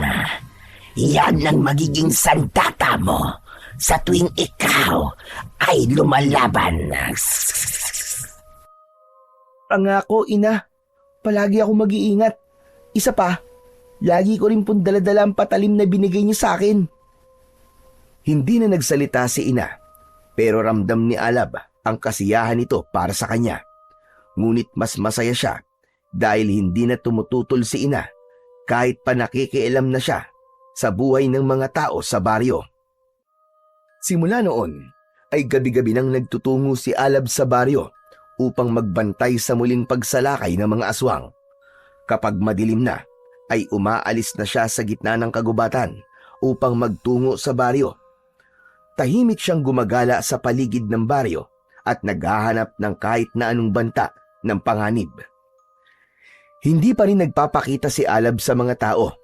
Patuloy siyang nagtatago sa mga ito sa kabila ng pagbabantay na kanyang ginagawa. Ilang gabi na rin ang lumipas na walang aswang na nagpapakita kay Alab. Ngunit isang gabi ay kakaiba ang pakiramdam ni Alab.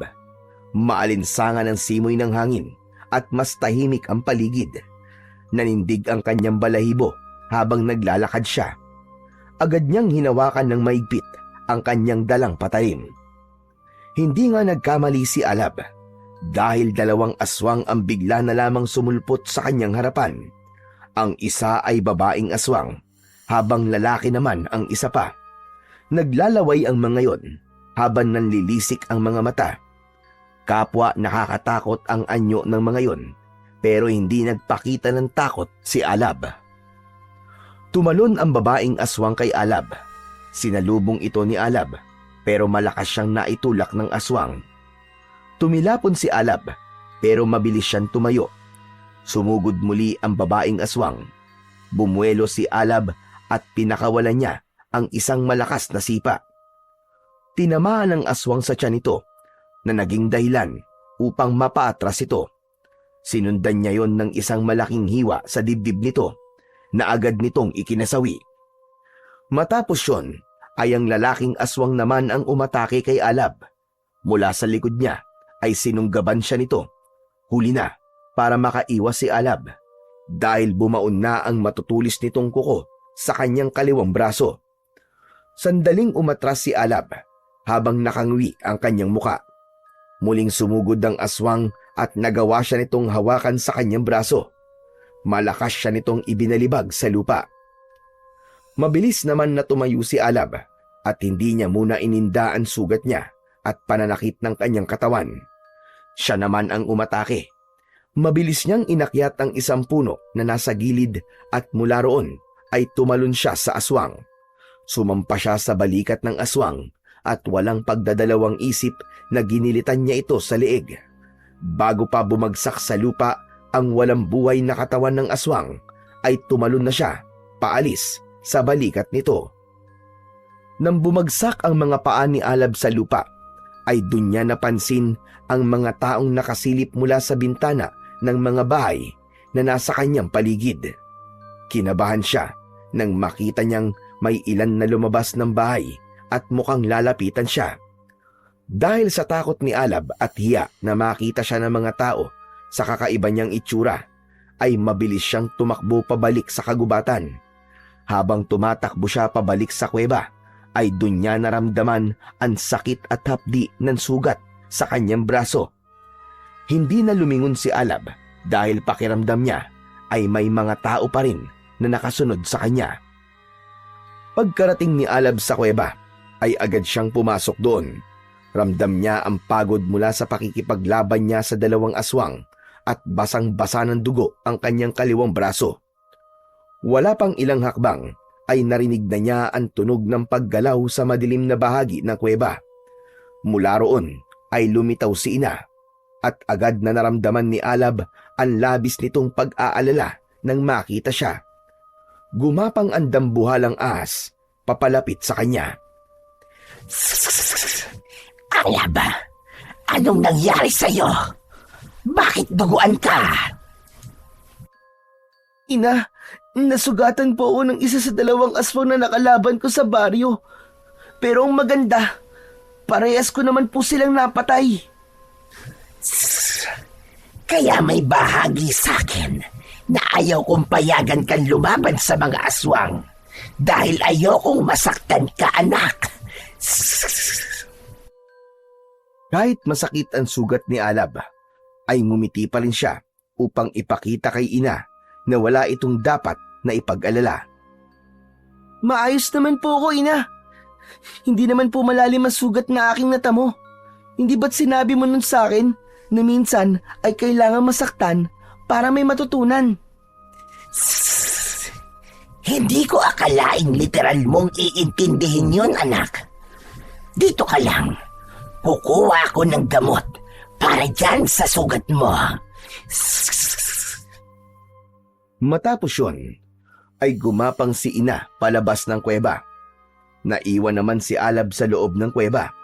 Naupo siya sa tabi ng isang may kalakihang bato at isinandal niya roon ang kanyang likod. Pumikit si Alab, pero sa kabila ng sugat niya ay may kakaibang saya sa dibdib niya.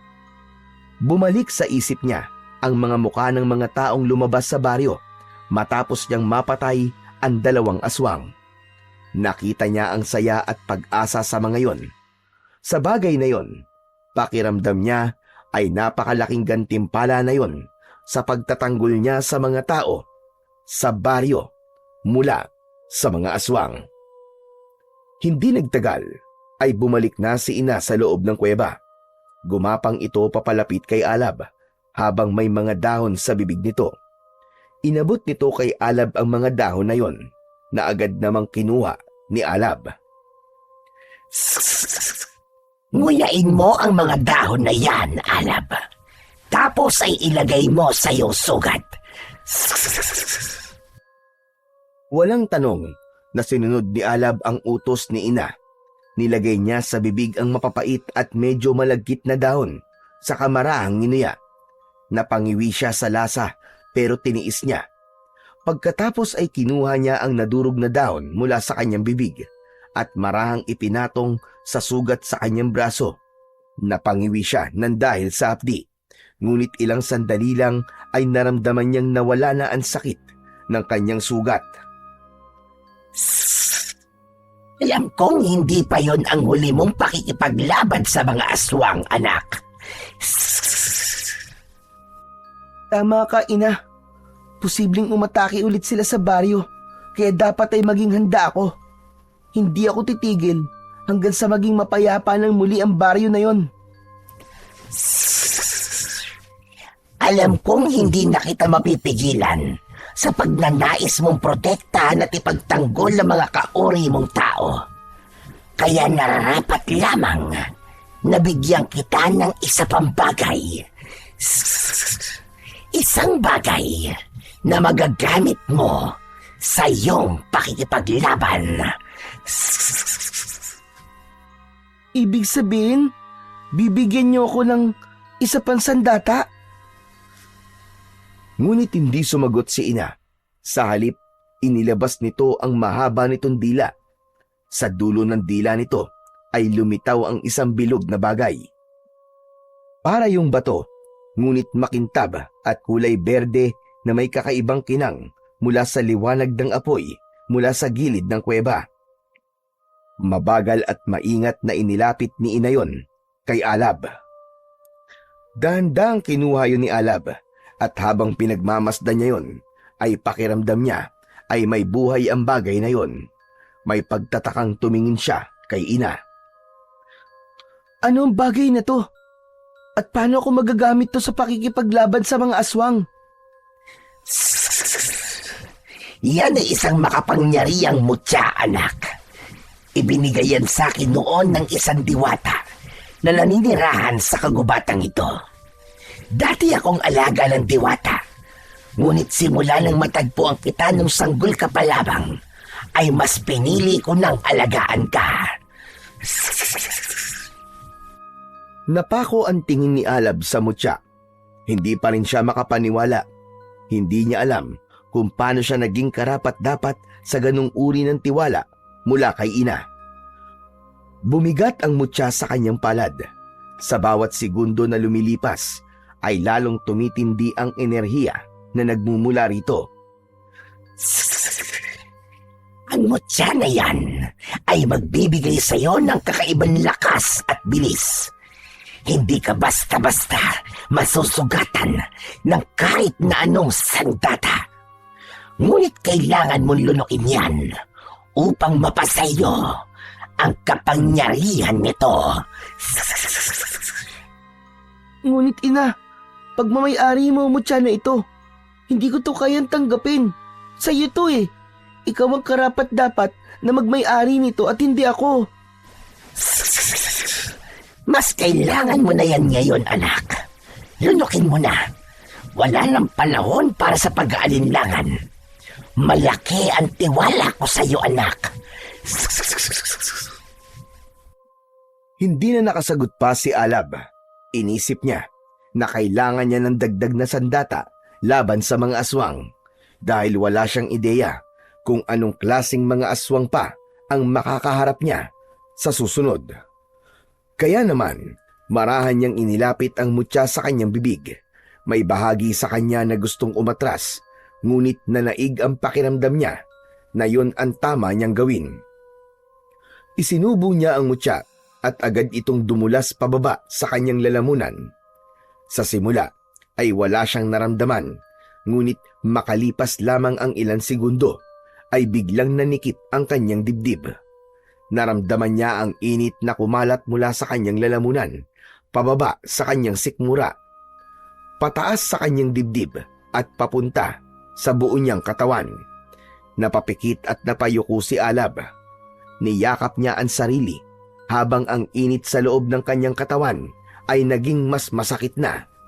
Pakiramdam niya ay parang tinutusok ng daan-daang karayom ang bawat bahagi ng kanyang katawan. Tuluyan nang napaluhod si Alab. Kasunod nun ay napahiga siya sa malamig na lupa.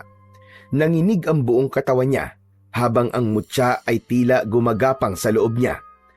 Tila naglalakbay yon sa mga ugat niya at tinutunaw ang takot at kahinaan niya. Hindi niya na alam kung ilang segundo o minuto na ang lumipas. Ang tanging alam niya ay ang sakit at ang init sa loob ng kanyang katawan na hindi niya kayang pigilan. Ah! Ina! Masakit! Napakasakit, ina! Huwag mong labanan, Alab. Hayaan mong pumasok ang mutya sa katawan mo. Hayaan mong ipagkaloob nito sa iyo ang kapangyarihan nito. Tinubukan ni Alab na intindihin ang sinabi ni ina, ngunit ang isip niya ay nalulunod na sa kirot. Hindi na niya maramdaman ang kanyang mga kamay. Ang mga mata niya ay nanlalabo na rin hanggang sa tuluyan ng bumigat ang talukap ng kanyang mga mata. Sa pagkakataon na yon, ay nilamon na ng kadiliman si Alab at sa isang iglap ay nawalan na siya ng ulirat. Umaga na nang bumalik ang malay ni Alab. Nasilaw siya sa bahagyan liwanag mula sa labas na pumapasok sa butas ng kuweba. Maraan siyang bumangon, ngunit wala na ang bigat ng kanyang katawan. Napatingin siya sa sugat niya sa braso at laking pagtataka niya dahil naghilom na kagad yun. Hindi niya alam kung dahil ba yun sa dahon na inilagay niya roon o dahil sa kapangyarihan ng mutya. Nagulat si Alab nang marinig niya ang boses ni Ina. Binabati kita, Alab. Tinanggap ng katawan mo ang mutya. Ngayon, ikaw na ang tagapangalaga niyan. Gumapang si Ina palapit kay Alab. Pinakiramdaman ni Alab ang kanyang sarili. Tinigdan niya ang mga kamay niya. Ina, pakiramdam ko ay bagong tao na ako. Parang may lakas na nasa loob ng katawan ko na gustong kumawala. Yan ang kapangyarihan ng mutya. Huwag kang mag-alala. Dahil hindi lang yan magbibigay sa iyo ng kakaibang lakas at bilis. Magiging gabay mo rin yan sa bawat laban na iyong kakaharapin. Maraming salamat, Ina. Napakalaking bagay na meron akong ganitong sandata laban sa mga aswang. Wala akong hiling kung hindi ang iyong kaligtasan. Sana sa oras na matapos mo na ang iyong laban sa mga aswang ay magkaroon ka ng lakas ng loob na magpakita sa iyong mga kaori. Puno ng kumpiyansang tumango si Alab. Tumingin siya sa labas ng kuweba at naramdaman niya ang lakas na nagwawala sa loob ng kanyang katawan.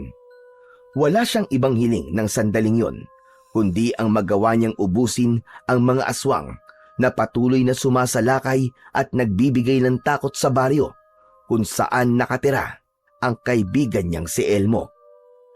Kahit may taglay ng mutya si Alab, ay hindi pa rin siya naging kampante.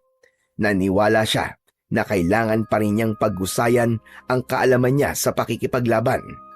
Habang nakatayo si Alab sa labas ng kuweba, ay pinapakiramdaman niya ang mutya sa loob ng kanyang katawan.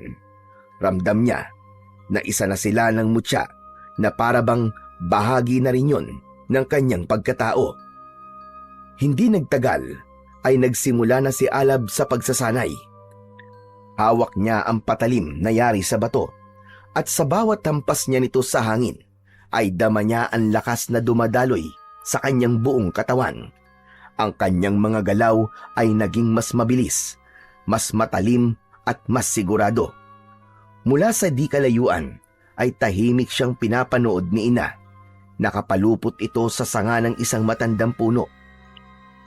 Nang magtama ang mga mata nilang dalawa ay napangiti si Alab dahil nakita niya na sobra siyang ipinagmamalaki ni Ina. Muling dumating ang gabi at gaya ng nakasanayan ay muling lumabas ng kagubatan si Alab upang magtungo sa baryo. Pagdating niya roon ay tahimik ang buong paligid at tanging ang mga tunog ng mga kuliglig at huni ng mga ibong gising tuwing gabi ang kanyang naririnig. Sanay na siya sa ganong katahimikan, ngunit alam niya na maaaring panandalian lamang yon dahil alam niyang maaaring masira ito sa isang iglap kapag biglang lumitaw ang mga aswang. Habang naglalakad si Alab sa gitna ng kadiliman, ay napansin niya ang isang kubo na bahagyang may liwanag mula sa loob. Mula sa isang maliit na bintana ay nakita niya na nakasilip doon si Elmo. Nagliwanag ang mukha niya at mabilis siyang lumapit sa kubo. Maging si Elmo ay napangiti nang makita ang kaibigang si Alab. Alab, ikaw pala yan. Halika, pasok ka muna. Natigilan si Alab nang umalis si Elmo sa bintana. Hindi nagtagal ay bumukas ang pinto ng kubo at nakita niya roon si Elmo. Sumilip si Alab sa loob ng kubo at may nakita siyang isang matandang lalaki na nakaupo sa sahig. Nakatingin yun sa kanya. Nag-alinlangan si Alab na pumasok. Tila napansin naman ni Elmo na nakatingin siya sa matandang lalaki, kaya muli itong nagsalita. Huwag ka mag-alala, Alab. Si Lolo Marsing yan. Ang lolo ko. Mabait yan. Halika na. Pumasok ka na muna. Tumango si Alab. Marahan siyang pumasok sa loob ng kubo. Maliit lang ang espasyo. Matapos isarado ni Elmo ang pinto, ay inakbayan siya nito. Lolo Marsing, siya po si Alab. Siya po ang kaibigan ko. Siya po yung sinasabi ng mga tao na parang batang unggoy kung gumalaw habang nakikipaglaban po sa aswang. Alab, siya naman ang Lolo Marsing ko. Siya ang aking pamilya. Marahang tumayo si Lolo Marsing at lumapit kay Alab. Maraming salamat, Utoy. Naikwento na sa akin ni Elmo ang tungkol sa'yo. Napakabata mo pa para sa ganitong laban. Saan ka ba kumukuha ng lakas ng loob para harapin ng mga aswang? Gusto kong protektahan ng mga kauri ko. At sana, kapag nakatulong ako, ay tanggapin nila ako kahit na hindi ako lumaki dito sa baryo. Alam mo, Alab, ang totoo ay tatanggapin ka ng mga tao. Hindi mo kailangan gawin ang lahat o makipaglaban sa mga aswang. Minsan, sapat na ang pagpapakita mo na karapat-dapat ka sa pagtanggap na yon. Akala ko kasi, kailangan ko munang tumulong o gumawa ng isang mabuting bagay bago nila ako tanggapin. Minsan, sapat na ang kabutihan ng isang tao. Hindi lahat ng pagtanggap ay may kapalit. Basta ipakita mo lang kung sino kan talaga. Nahihiyang napangiti si Alab. Nang sandaling yon, ay napagtanto niya kung bakit mabait si Elmo. Yun ay dahil mabait din ang Lolo Marsing nito. Ngunit hindi nagtagal, ay biglang umalingaw-ngaw mula sa labas ang malakas na sigawan ng mga tao. Mabilis na napalingon si Elmo sa bintana, habang si Lolo Marsing naman ay bumukas ang takot sa muka. Lolo, may sigawan sa labas. Mukhang umaatake na naman ang mga aswang. Dito lang tayo, Apo. Huwag tayong lalabas dahil hindi natin kayang labanan ng mga halimaw na yon. Humigpit ang hawak ni Alab sa patalim. Bumilis ang tibok ng puso niya. Hindi dahil sa takot, kundi dahil sa matinding determinasyon niyang protektahan ang mga tao sa baryo na yon. Kailangan ko nang lumabas. Kailangan ko nang harapin ang mga aswang. Nagulat si Alab nang yakapin siya ni Lolo Marsing. Sumunod naman si Elmo sa pagyakap sa kanya. Mag-iingat ka, Alab. Pasensya na kung hindi ka namin matutulungan dahil hindi mo kami kasing tapang. Walang nasabi si Alab. Nanatili siyang nakatayo, pero sa loob-loob niya ay may dumaloy na kakaibang init sa kanyang dibdib. Dahil yun ang unang beses na may taong yumakap sa kanya. Parang may bahagi ng pagkatao niya ang biglang nabuo sa yakap na yon. Hindi niya alam kung paano ipapaliwanag, pero parang may kung anong puwang sa kanyang puso ang napunan. Nang matapos siyang yakapin ng dalawa, ay matapang na tumango si Alab at mabilis siyang lumabas ng kubo. Sa ilalim ng malamlam na liwanag ng buwan, ay nakita niya ang mga tao sa baryo na nagtatakbuhan dahil sa labis na takot. Agad na nagtago si Alab sa likod ng isang malaking puno na nasa tabi ng daan upang makita kung ano ang nangyayari. Mula roon ay tanaw na tanaw niya ang isang aswang na mas malaki kumpara sa mga unang aswang na kanyang nakaharap. Nararamdaman ko na mas malakas siya. Mabuti na lang at binigyan ako ni ina ng mutya. Huminto ang malaking aswang sa gitna ng daan at matalim itong tumingin sa paligid. Ilabas niyo ang batang unggoy na pumatay sa mga alagad ko. Hindi ko hahayaang may isa pa siyang mapatay sa mga kauri ko. Oras na para ako mismo ang humarap sa kanya at pumatay. Walang pagdadalawang isip na lumabas si Alab sa kanyang pinagtataguan. Naglakad siya papunta sa harapan ng aswang at walang takot niya itong tinignan. Ako ba ang hinahanap mo?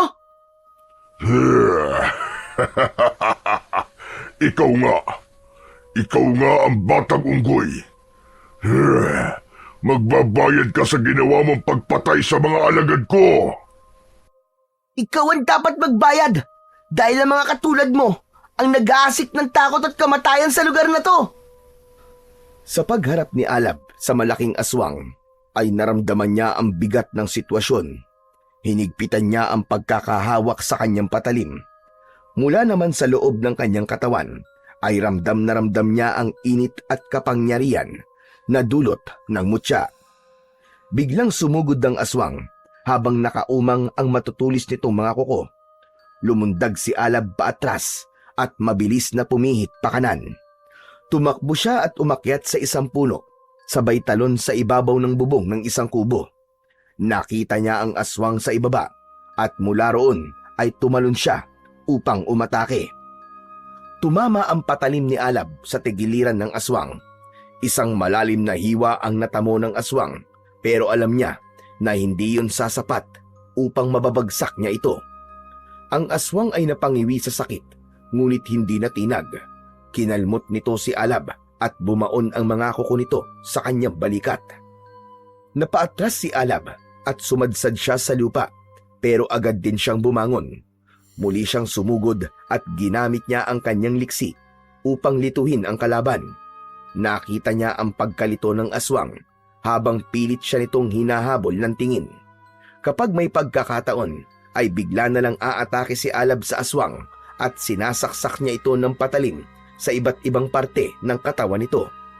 Hanggang sa nahuli ng aswang si Alab. Nagawa nitong hawakan ng leeg niya at walang kahirap-hirap siya nitong itinaas. Nagtama ang mga mata nila. Pilit na nagpumiglas si Alab, ngunit naramdaman niya ang bahagyang pagbaon ng mga kuko nito sa kanyang leeg. Bitiwan mo ako! Bitiwan mo ako! Huli ka, batang unggoy. Akala mo ba ay matatalo mo ko dahil lang sa mabilis ka? Hindi pa'y pinapanganak ang papatay sa akin. Habang nakatingin si Alab sa aswang, ay nakita niya ang pagbakas ng gulat sa mukha nito. Yung pala ay mabilis nang gumapang si ina sa katawan nito at sa isang iglap ay nagawang paluputan ng dambuhalang ahas ang aswang. Nang humigpit ang pagkakalingkis ni ina sa aswang, ay napasinghap ang aswang at tuluyan na itong nabitiwan ang leeg ni Alab. Ina, anong ginagawa mo rito? Tinutulungan kita. Hindi mo ba nakikita? Umalag ang aswang, ngunit masyadong malakas ang pagkakalingkis dito ni ina, kaya hindi na nito nagawang makagalaw pa. Matapang na tumayo si Alab at tumalon siya ng mataas. Sa isang kisap mata ay nagawa niyang ibaon ang patalim sa leeg ng aswang. Matapos yun ay hiniwa niya ng malaki ang leeg ng aswang. Sumirit mula roon ang malapot na dugo ng aswang. Doon na pinakawalan ng dambuhalang ahas ang aswang at nang bumagsak sa lupa ang katawan ng aswang ay halos durog na ang mga buto nun dahil sa tindi ng pagkakalingkis dito ni ina. Unti-unting lumitaw ang mga tao at pinalibutan ng mga yon sina Alab at ina. Napansin ni Alab ang pag-aalinlangan ng mga tao na lumapit dahil sa dambuhalang ahas na nasa likod niya. Wala kayong dapat na ikatakot. Ang ahas na ito ay kakampi natin. Ang pangalan niya ay Ina. Siya ang nagpalaki sa akin sa gubat. Siya ang tumayong nanay ko mula pa nung sanggol pa lamang ako. Isang mahabang katahimikan ang namayani. Hanggang sa makalipas ang ilang sandali, ay marahan ng lumapit ang mga tao kina Alab. Nagliwanag ang mukha ni Alab nang makita niya sina Elmo at Lolo Marsing. Masayang lumapit ang dalawa sa kanya. Alab! Grabe! Napakagaling mo! Ang husay ng galaw mo! Para kang action star! Salamat sa ginawa mo, Alab. Hindi biro na hinarap mo ang pinuno ng mga aswang. Sigurado ko na dahil wala na ang pinuno ng mga halimaw na yon, ay tapos na rin ang pagsalakay nila dito sa aming baryo. Labis na natuwa si Alab sa pagdagsa ng mga tao sa kanya. Lahat ay nagpapasalamat sa kanya. Lahat ay pinuri siya sa husay at tapang na kanyang ipinamalas. Tila hindi na napansin ng mga yon ang kanyang itsura. Damang-dama niya ang buong pusong pagtanggap ng mga tao sa kanya.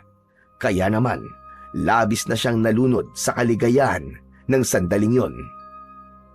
Patuloy ang paglapit ng mga tao kay Alab. Ngunit maya-maya ay nagtaka siya nang pagtingin niya sa likod niya ay wala na roon si ina. Luminga siya at pilit niya itong hinanap hanggang sa nakita niya si ina na mabilis na gumagapang papunta sa direksyon ng kagubatan. Sandali lang, may pupuntahan lang ako. Magalang na nagpaalam si Alab sa mga tao. Umalis siya sa kumpulan at mabilis niyang sinundan si ina. Sa bukana ng kagubatan ay naabutan niya ang dambuhalang ahas. Agad siyang humarang sa harapan nito at may pagtataka niya itong tinignan. Ina, bakit bigla kang umalis? Babalik na ako sa kuweba, Alab. Doon ang lugar ko. At ikaw, bumalik ka na sa baryo. Tanggap ka na nila. Doon ka nababagay. Nakuha mo na ang matagal mo nang inaasam. Gusto mo ba? Ay tuluyan na kitang iwanan at ang gubat na to, ina. Hindi yan ang gusto ko eh. Hindi ako lumaban sa mga aswang para lang matanggap nila ako at iwan ka. Ikaw ang pamilya ko, ina. Hindi ba't nangako ko sa inyo na kahit na anong mangyari ay hindi kita iiwan? Matagal mo na akong nakasama. Sa pagkakataon namang ito, ay kailangan mo nang mabuhay ng normal, gaya ng mga tao sa baryo na yon. Huwag kang mag-alala, dahil inasahan ko na darating ang oras na kailangan na kitang pakawalan. Hindi, ina. Hindi ko kailanman hinangad ang pagtanggap ng mga tao para lang iwanan ka. Kahit isa kang ahas, ay ikaw ang nagparamdam sa akin ng pagmamahal ng isang ina. Kaya hindi sumagi sa isip kong iwanan ka. Dahil ang tanggap na ako ng mga tao sa baryo. Humakbang si Alab papalapit kay ina at buong pagmamahal niya itong niyakap. Naramdaman niya ang malamig na katawan ni ina. Marahan itong pumulupot sa kanya, natanda ng pagyakap nito pabalik sa kanya. Matapos mapatay ni Alab ang pinuno ng mga aswang, ay tuluyan nang nagbalik ang katahimikan sa baryo. Wala nang ibang aswang ang muling nagtangkang sumalakay doon at unti-unti nang bumalik sa normal ang buhay ng mga tao. Marami sa kanila ang nag-alok kay Alab na sa baryo na manirahan, kabilang na si Lolo Marsing, na tila itinuring na rin niyang isang tunay na apo si Alab. Ngunit magalang siyang tumanggi at mas pinili niya pa ring manirahan sa kuweba sa piling ni ina. Ganun pa man, hindi yun naging hadlang para maputol ang koneksyon niya sa mga tao. May ilang residente na nagpupunta pa rin sa kuweba upang magdala ng pagkain, damit at iba pang mga pangangailangan ni na Alab at ina. Malaya pa rin nakakapunta si Alab sa baryo upang makipaglaro kay Elmo at sa iba pang mga bata. Natuto siya ng mga bagong bagay dahil sa pakikisalamuha niya sa mga taong kagaya niya. Ngunit sa kabila ng lahat, alam ni Alab na may mabigat na tungkulin na nakaatang sa kanyang balikat dahil tangan niya pa rin ang mutyang ibinigay sa kanya ng dambuhalang ahas. Malakas ang pakiramdam ni Alab na hindi pa rin nagtatapos ang lahat.